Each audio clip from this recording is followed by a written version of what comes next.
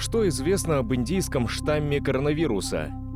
Индийский штамм – это мутировавший вариант коронавируса, который появился в Индии осенью 2020 года. В апреле 2021 года индийский штамм причислили к вариантам вируса, вызывающим интерес, а уже в мае перенесли в категорию вызывающих озабоченность. 16 июня 2021 года представители Всемирной организации здравоохранения заявили, что штамм получил название «Дельта» в официальной классификации ВОЗ. Дельта уже распространился более чем в 80 странах и продолжает мутировать. На днях мэр Москвы Сергей Собянин сообщил, что почти 90% москвичей с COVID-19 оказались с индийским штаммом. Лидеры по числу отобранных образцов индийского штамма – Великобритания, США, Германия, Сингапур, Канада и Россия.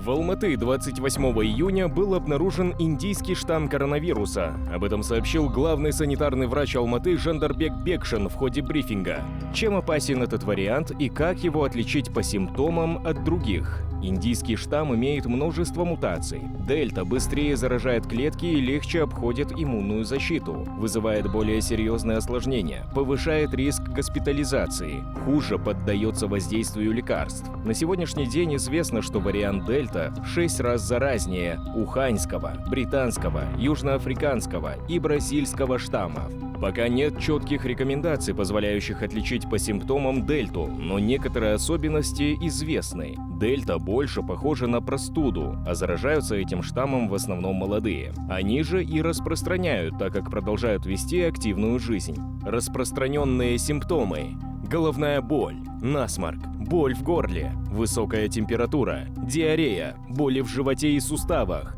потеря аппетита и слуха, усталость. Стоит отметить, что обоняние не пропадает и нет кашля. Защищают ли вакцины от новых вариантов?